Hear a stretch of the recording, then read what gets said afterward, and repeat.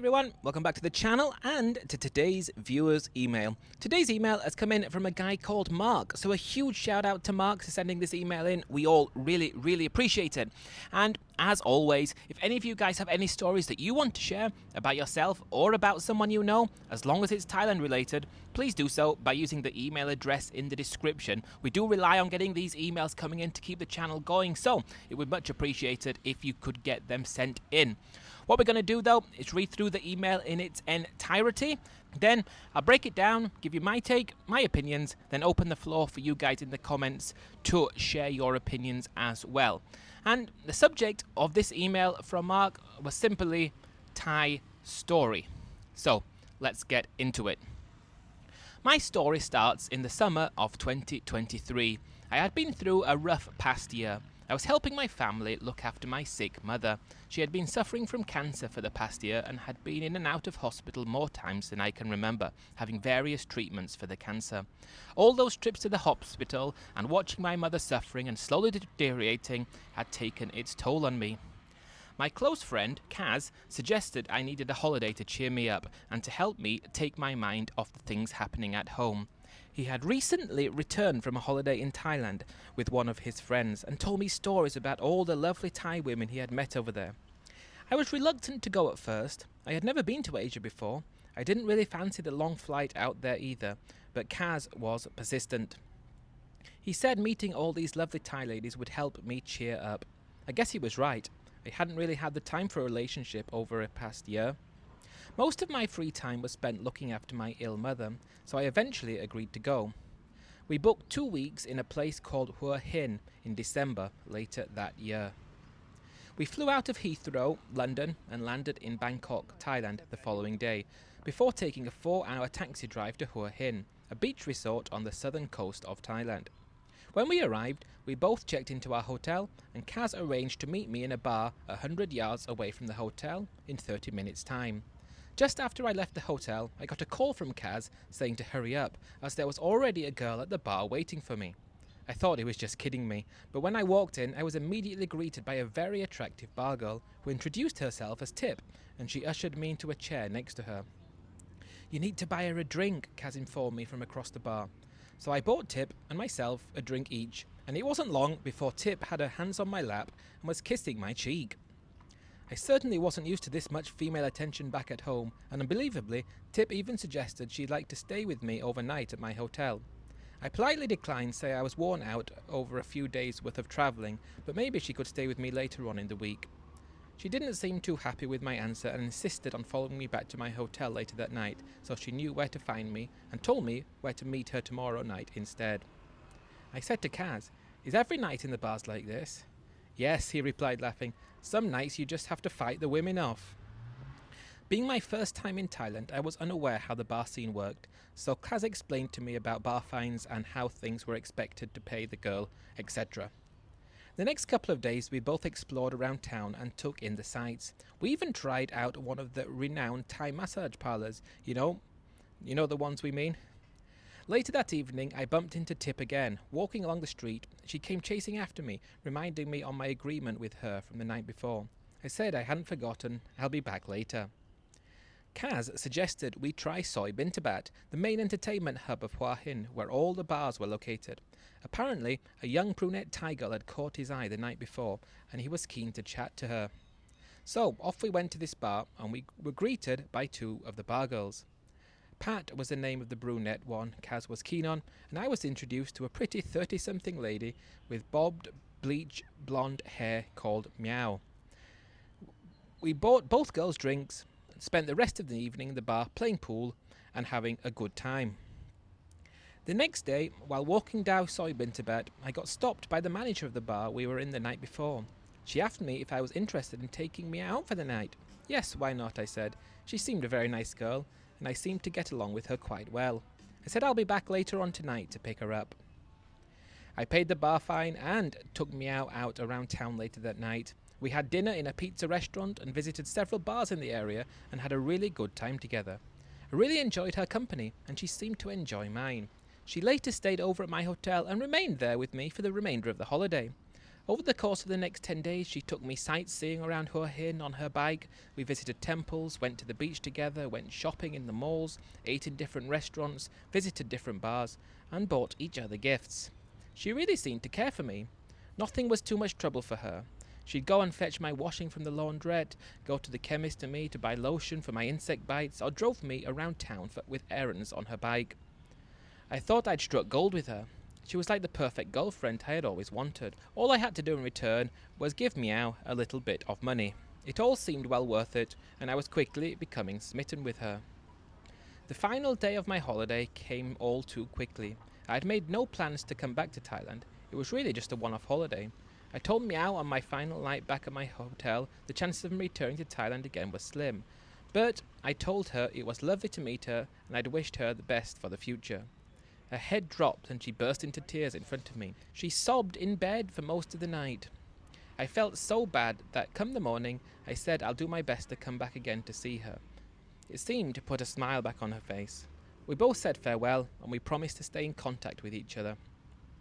Returning home to London a week before Christmas, my mum's health had taken a turn for the worse, and she sadly passed away 2 weeks later on New Year's Eve. I spent the early part of 2024 helping to sort out her affairs, cleaning the house, sorting out her funeral. Despite all this, in the back of my mind, I had always thought about Meow and how nice she had been towards me. I would often look at the photos of us together and wonder if we would ever work out. We kept in contact almost every day, and she would video call me most nights once she had finished work at the bar. She would tell me about her day, her life in Hua Hin, and her dreams. She would go on about her wanting to open a shop or restaurant in town, selling clothes and food from Thailand, and told me about all her other hobbies. She also told me about her 8-year-old son. I would also tell her my dreams about visiting Thailand again and spending time with her. She always sounded so genuine, and I felt there was more to our relationship than just a simple holiday romance, and I couldn't wait to get back to visit her again. I arranged to go back to Thailand again with Kaz in May. My friends were warning me about some of the horror stories they had heard regarding Thai bar girls and the scams they had been known to pull. They said it was a well-known fact that a lot of Thai bar girls were only interested in farangs for their money, and they weren't interested in a romantic relationship. They told me not to get my hopes up about her, and I was just throwing away my hard-earned cash. They tell me I should just enjoy her company while I'm over there and not get too emotionally attached to her. I tried to ignore the warnings and hoped they were wrong. At the end of February, Meow told me she had left the bar, no longer worked there, and returned home to Callous Inn. She said it was after falling out with her bar colleague, Pat.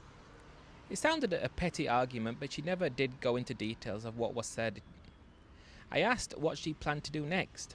She said she had an elder sister who lived in Koh Samui, and she owned a wedding shop there. She was going to move over there and work in her sister's shop. She said I didn't worry. She'd still be able to come to Hua Hin in May. Besides, it would be better for us both if she left the bar work behind. It seemed to be going to plan, and all was fine, or so I thought. She left to go live in Koh Samui after a couple of weeks and started working in her sister's shop. All seemed good at first, and she continued to message me as much as ever. Then, suddenly, she seemed less interested in me. Her messages would become less frequent, she wouldn't want to video call anymore, and the odd time we did speak, the calls would be cut short and she'd seem preoccupied. I sensed something was wrong, and I asked her several times. She insisted everything was okay. It wasn't long before we were not speaking to each other at all. I tried messaging her but got no reply. I tried calling her number, but I always got diverted to voicemail. I tried contacting Pat at the bar in Hua Hin to see if she knew what was happening, but she didn't know, and she said she hadn't seen or heard from Meow since she left the bar for Callous Inn. It was like she had just disappeared. I couldn't understand what was happening and why our relationship had suddenly gone sour. I felt heartbroken. Where did it all go wrong? Was it something I'd said? Was I not showing enough attention? One thing did make me wonder though. She had sent a text to me in Finnish not too long ago saying, "I love you." I thought maybe she had gotten her phone translation wrong and put in Finnish by accident rather than English, as F comes after E in the alphabet. An easy mistake to make, right? Come April, I had resigned myself to the fact that I'd probably never see or hear from Meow again, and decided it would be best to try and put it all behind me and move on. I'd still be going to Hua Hin in May. Hopefully I'll get lucky and meet another nice Thai girl out there. Towards the end of April, I got a message from Meow. Hi Mark, sorry, I haven't been in touch. I'll be in Hua Hin again in May visiting friends if you still want to meet up with me, she messaged. I left it a few days before messaging her back. What's been happening all this time, I asked. Nothing much, she said. I got annoyed at you and stopped talking to you. You called me just another Thai bar girl and I didn't like it, she replied. I only said that because you were ignoring me and wouldn't answer my messages, I replied. Anyway, my heart got the better of me, so I agreed to meet her again as I arrived in Hua Hin.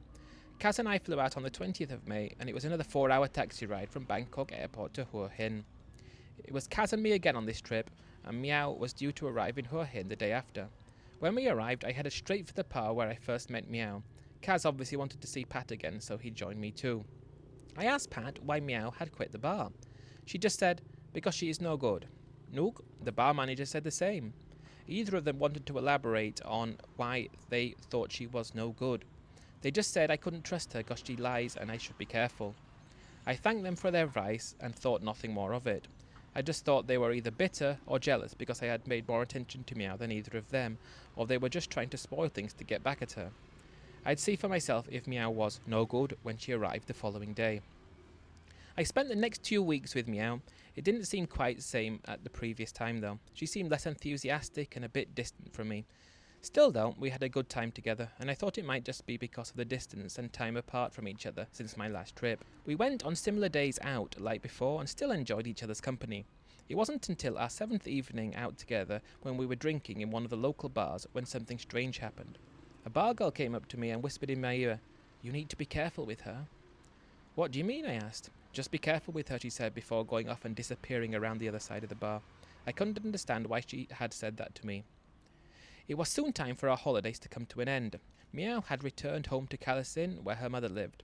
She told me she wanted to spend more time with her and her son. I bid farewell to her at the airport in Bangkok. We hugged and kissed each other, and I said I'll be back in contact again soon to plan our next move. And we shouldn't rush into things, just take it slow for now, and Meow agreed. It wasn't long before I began planning my next trip to Thailand. The first, I thought we should visit somewhere different together. Koh Samui or Pattaya maybe. I also brought up the subject about getting Meow a visa to visit England in 2025. It would be nice for her to see my home and town and where I live and maybe meet some of my friends. She seemed excited by the prospect of visiting my home country. It was early August when she started asking me for some money. She said she needed some money for food and rent as she hadn't been paid yet from her new job in Buriram.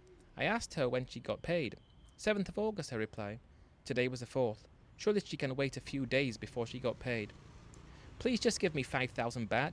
It's my birthday soon, she pleaded again after a few days. I can't right now, I said. Money's a bit tight. I've just paid out my hotel and flight out to Thailand in December. Can you hang on a few days or ask your sister for some money, I asked. No, I need it by the 15th, she insisted. 15th? I thought you were getting paid on the 7th. I got a bit cross at this point and said, no, you'll have to manage without it. The 15th came, and just like before, all of a sudden, the messages stopped. I was just left wondering what had happened to her again. Had something bad happened? Was she okay? Was she injured? I waited a week, and she still hadn't messaged me. I'd had enough of this game we were playing and told her, I'm fed up with these mind games you keep playing with me. If you continue to ignore me, I'll forget about meeting you in December. Still, not a word. It was clear to me that it was over, and I started to accept it for good this time. I put it down to experience and a lesson well learned. It was a shame, though. I thought she had been different from the other bar girls, but I was clearly wrong. A week later, Kaz texted me. Are you on TikTok, he asked. No, those silly social media platforms don't really interest me, I told him. Trust me, download the app on your phone, he insisted. So I did. After setting up my profile, I immediately started getting friend requests, and I accepted most of them.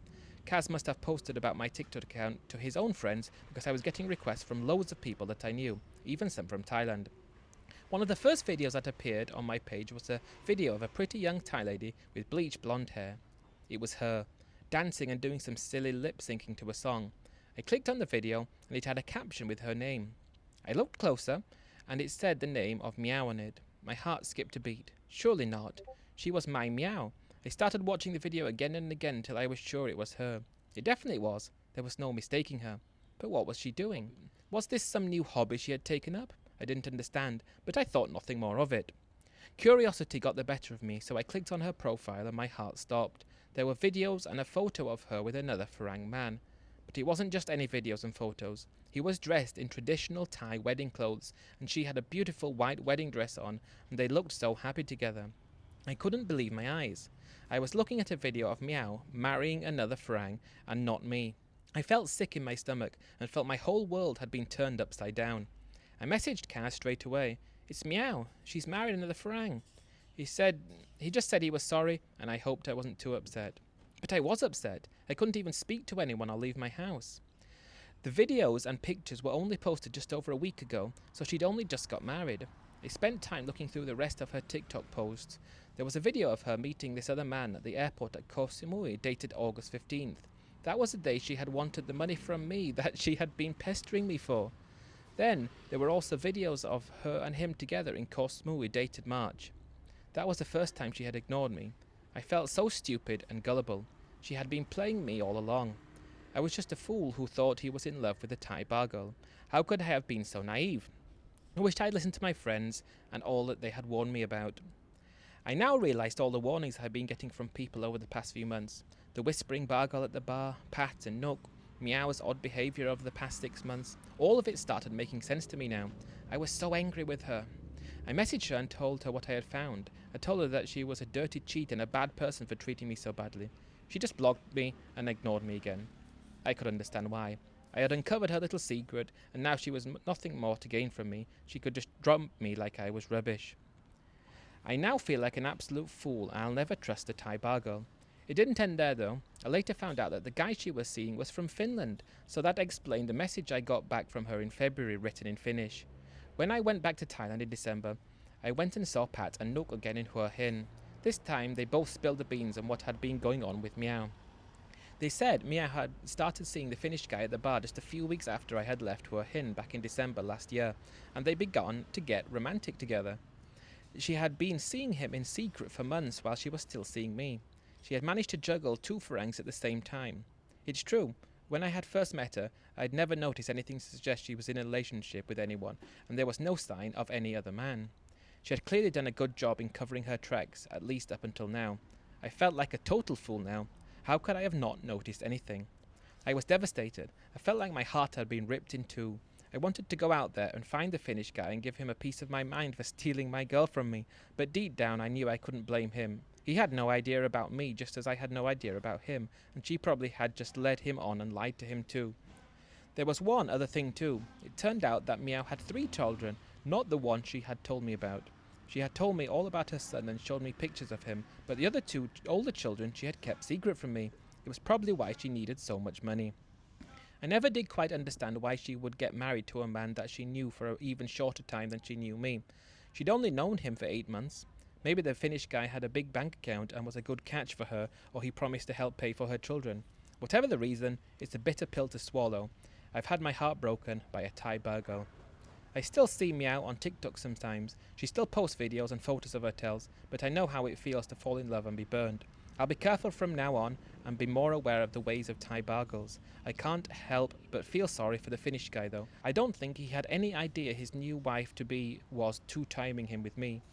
He may think he has a perfect wife, but he may yet discover one day he's just another foolish Farang. Wow, Mark. What a story. What a great story. Thanks so much for sending this in, mate. Really, really appreciate it. First things first, I would like to say condolences about your mum. That's the first thing I would like to say.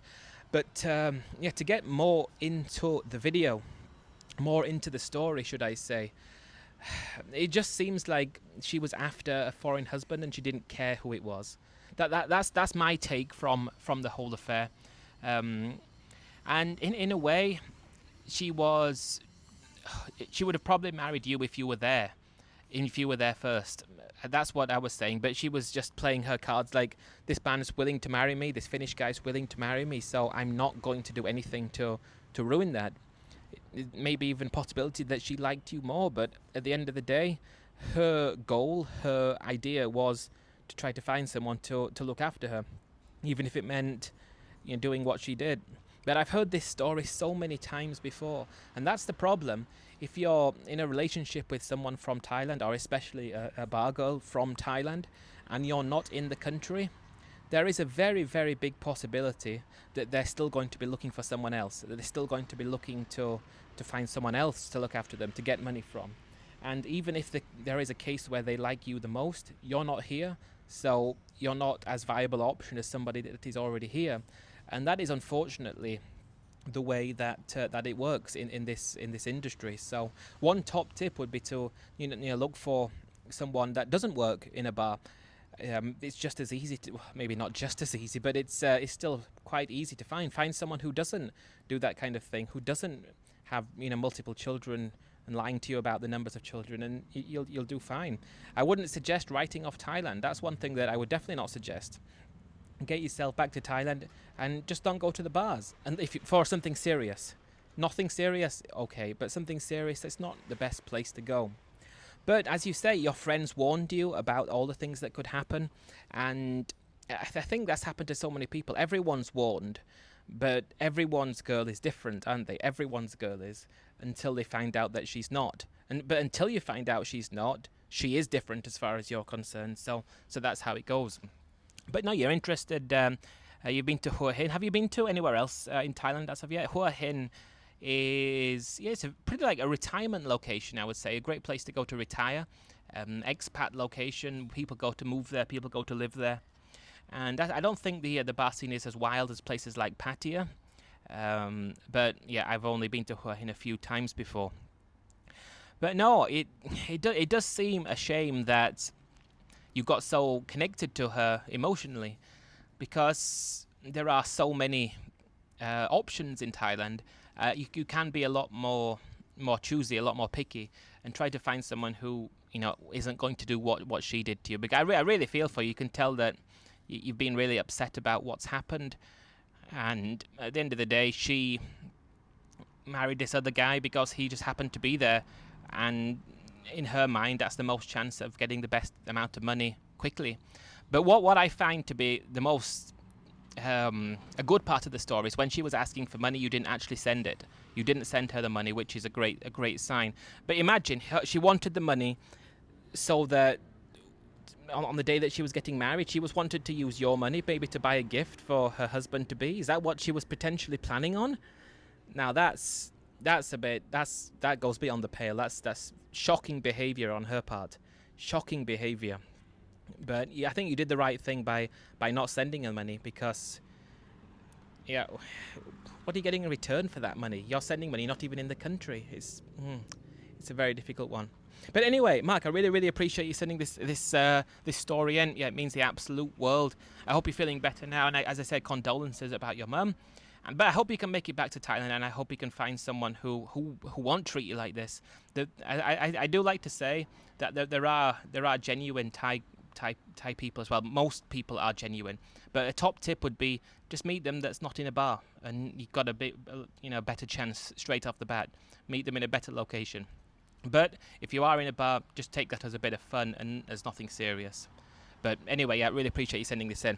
But anyway, guys, if any of you have any stories that you want to share, as I always say, please do so by using the email address in the description. That way we can keep the channel going. Really appreciate that. Give the video a like, subscribe, comment, share, all those good things. Get this video out to as many people as possible so we've got more chance of getting in more stories. But really appreciate you guys watching, and I'll catch you in the next viewer's email. Bye for now.